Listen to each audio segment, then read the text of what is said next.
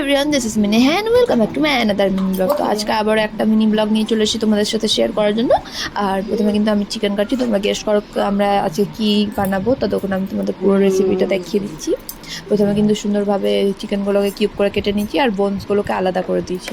বোনসলেস কিন্তু চিকেনগুলো লাগবে এখানে আমাদের রেসিপির জন্য, ওই জন্য ভালোভাবে এটাকে ওয়াশ করে নেবো, সুন্দরভাবে এটাকে পরিষ্কার করে তারপরে কিন্তু আমরা এটার জন্য সব মশলা টশলা রেডি করে রেখে দিয়েছি এক সাইডে। আর এদিকে যে বোনসগুলো বেঁচে গেছিলো সেগুলো কিন্তু চিলু খেয়ে নিয়েছে। তারপরে দেখো এটা একদম ক্লিন হয়ে গেছে, ওর মধ্যে কিন্তু লবণ, হলুদ আর যা যা তোমাদের কাছে পাউডার কোনো মশলা থাকবে সেগুলো কিন্তু অ্যাড করে দেবে, ভালোভাবে এটাকে ম্যারিনেট করে রেখে দেবে।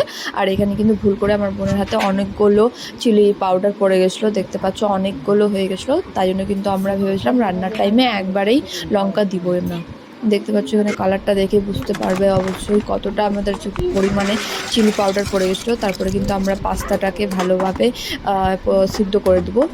দেখো তোমাদের আমি দেখাতে দেখিয়ে দিলাম। আজকে কিন্তু চিকেন পাস্তা হচ্ছে, তোমরা এখন যারা গেস করতে পারো তাদের জন্য আমি একদম ইজি করে দিলাম। তো এটাও কিন্তু অনেক শর্টকাট রেসিপি, তোমরা কিন্তু অবশ্যই এটা ট্রাই করবে, এটাও কিন্তু খেতে খুব ভালো লাগে। আর অবশ্যই আমরা কিন্তু অনেক শর্টকাটে যেগুলো হয়ে যায় বাড়িতে ওগুলো এই রেসিপি ট্রাই করি।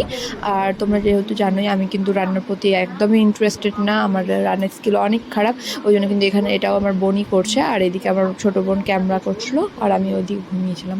তো এটাও কিন্তু খুব সুন্দর একটা রেসিপি, তোমরা চাইলে অবশ্যই ট্রাই করো বাড়িতে, খেতেও এটা দারুণ লাগবে।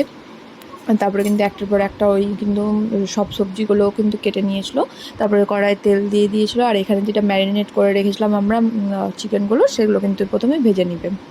দেখতে পাচ্ছ এই কালারটাও খুব ভালো এসেছিলো। আর এটা কিন্তু প্রচণ্ড ঝাল হয়েছিলো, ওই কিন্তু টেস্ট করে বলছিলো যে এটার জন্য কিন্তু এক্সট্রাভাবে আর কোনো লঙ্কা আমরা অ্যাড করব না। দেখো এটা কিন্তু কালারটা দেখে অনেকটাই টেস্টি লাগছিলো, এটা আমার তো এমনি খাওয়ার ইচ্ছা করছিলো।